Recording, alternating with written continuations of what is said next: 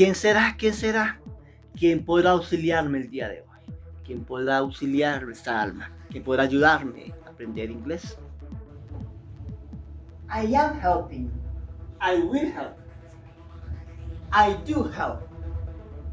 El inglés y el español se utilizan y se forman de una manera muy similar al inicio. Es la combinación de bastantes colonizaciones, de bastantes guerras y de bastantes culturas que se mezclan de manera voluntaria o involuntaria y hace que éstas se vayan evolucionando de forma distinta. Mientras que el español conserva muchos de esa riqueza morfológica, es decir, su capacidad de llegar a conjugarse distinto dependiendo del tiempo y la persona. Idiomas como el inglés o el francés utilizaron y evolucionaron de una manera poco más eficiente. Es así como entendemos la diferencia entre lengua analítica y lengua sintáctica, siendo el español una lengua sintáctica que utiliza bastantes enriquecimiento de morfemas para poder llegar a darse a entender, para poder utilizarse y armarse una buena oración. Por su parte, el inglés es una lengua analítica, que quiere decir que su forma y su estructura es bastante estricta y necesaria para poder darse a entender una cosa. Y utiliza unos auxiliares específicos para conjugar y dar una mayor imagen de cómo se va a transformar esta oración y cómo se puede entender un tiempo en una oración.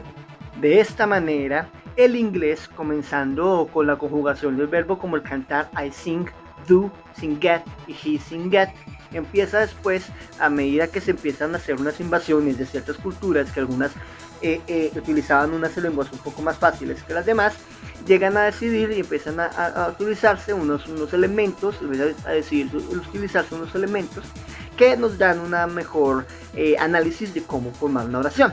Estos elementos son los que llamamos como auxiliares. Y entonces, para poder llegar a hacer una organización de una oración, para identificar que es un presente o un pasado, podemos utilizar un verbo como el do o el did. El verbo do surge como un verbo de verbo solo que se utiliza para hacer una referencia a una acción. Su significado empieza con poner algo en acción, hacer. Inmediatamente, más o menos en el inglés medio, en el 1100 después de Cristo, empieza a utilizarse de una mejor manera, de forma de apoyo, para dar a entender que el tiempo verbal que estamos manejando es el presente.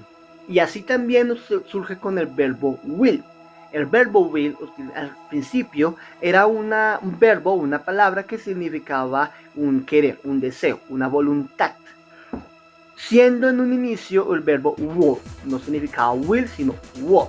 Y esto se utilizaba bastante cuando queríamos manifestar que deseábamos hacer algo. Entonces, en un inglés antiguo, veíamos una oración como esta, que significaba yo quiero esa comida. Más o menos, para el siglo XVII, empieza ya a utilizarse este will como un auxiliar de voluntad, es decir, de deseo. Todo lo que hablábamos de este auxiliar está conjugando el verbo en futuro. Esto ya no es que quiero esa comida, sino comeré esa comida. Y si se preguntan por qué el will, a diferencia del do, que es para poder no negarlo, simplemente le ponemos una N y una T. El das, que para negarlo ponemos una N y una T. El isen, el are, para negarlo simplemente ponemos una N y una T. El will va a necesitar que se cambie un poquito. Por eso un willing no es posible, es difícil conjugar, es difícil pronunciar una L y una N porque es demasiado nasal y se puede llegar a malinterpretar una palabra. Por eso el will va a convolverse en un want. Y así vemos el origen de dos de los mayores auxiliares que utilizamos en el idioma. ¿Qué es lo que sucede? El idioma español no utiliza esos auxiliares. Ellos utilizan una conjugación que es mucho más rica, que es mucho más embellecedora de las palabras. Y es así como cuando hacemos una pregunta, en el español utilizamos un signo de interrogación para poder ser claros. Nos damos cuenta, como dije anteriormente, la diferencia entre una lengua sintética y una lengua analítica. La lengua sintética va a necesitarse porque va a tener una flexibilidad en el momento de poder llegar a redactar una oración. De esta manera podemos llegar a hacer una pregunta de muchas maneras. ¿Tú te comiste eso? ¿Comiste tú eso? ¿Comiste eso? tenemos tres formas que simplemente con una entonación nos dan una misma pregunta. En el inglés eso no es posible. En el inglés, siendo una lengua analítica, tiene un orden específico que nos dice este primero y este primero, lo cual hace que sea un poco más sencillo de aprender. Por eso la fórmula, sujeto, verbo y complemento casi nunca se rompe en el inglés. En el español sí puede ser algo más sencillo, empezando por la facilidad de hacer verbos tácitos, que son, por ejemplo, si yo digo vamos, sabemos que estamos hablando de nosotros. En cambio, en el inglés siempre se utiliza un sujeto, we go. Eso nos permite que el verbo no tengamos que conjugarlo dependiendo de un montón de diferentes oraciones, palabras, sino que simplemente con we. Pero para negar y para preguntar utilizamos un auxiliar, que es básicamente del tema que estamos hablando el día de hoy. Recuerden que si quieren profundizar, hay unos videos un poco más detallados de la función de cada auxiliar, que se los tag question, porque en esto se van a utilizar bastante. Y hay otro verbo auxiliar que no está mencionado en el video de ejemplo, que es el verbo have. Ese sí es uno distinto a los verbos en el español, pues en estos casos, puesto que este sí se va a traducir, que es el verbo haber. Y en el español también se considera como un verbo auxiliar, porque tú pones el verbo haber, sabes que estás hablando de una especie de tiempo perfecto. Y entonces, ¿por qué el inglés no decidió dejarlo utilizar el primer signo de interrogación? La respuesta es muy sencilla: inversión de dinero, inversión de tiempo, inversión de materiales. Resulta que cuando se empieza a inventar la imprenta, que todo el mundo vamos a digitar nuestros informes, pues es un poco más fácil simplemente omitir ese primer signo de pregunta. Actualmente la RAE en el español lo permite no ponerlo en conversaciones cortas como chat, ¿cierto? Puesto que al ser sencillos, pequeños y cortos, se entiende muy rápidamente que si estamos dando una pregunta, pues el signo de interrogación se va a ver rápido. Pero para textos formales, científicos y mucho más largos, extensos, literarios, es importante ponerlo al principio. ¿Por qué? Por lo que hablamos de la flexibilidad del idioma al ser un idioma sintético.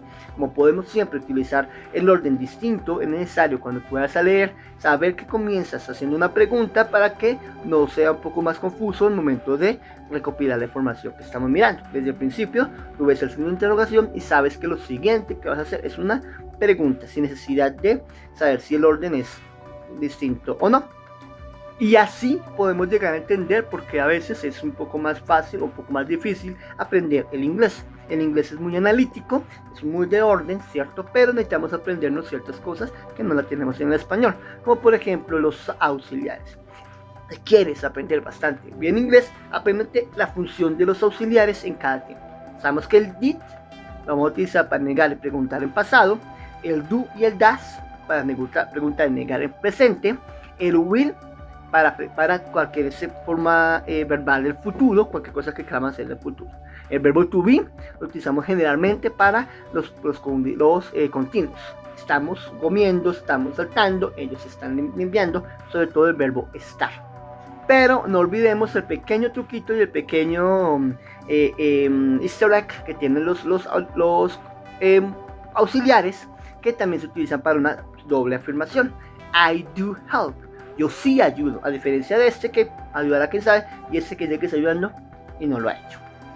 Así que quería simplemente hacer una pequeña cortica explicación histórica y de sintaxis, de orden y de origen de unas de estas palabras, para que veamos la importancia de esto. Los auxiliares son una partícula muy importante del idioma inglés, que les sugiero bastante que se estudien. Así que si quieren más o menos volver a tener un acercamiento mucho más profundo, acá está el video. Recuerden, son los primeros videos que yo puse para que los podamos llegar a recapacitar. Y recuerden acá otra cosa: no se puede aprender inglés si no hay práctica. Entonces, cualquier cosa que tengan, cojan todos los auxiliares, empiecen a hacer oraciones para que sepan la diferencia cuando se utilizan y cuando no. Hay unos que se utilizan en todo momento y otros que se utilizan solamente para negar y preguntar. ¿Cuáles son de cuáles? Esa sería una buena forma de empezar a aprender el inglés. Espero que haya ayudado. Un poquitico de conocimientos generales. Muy corta es la idea. Thank you very much.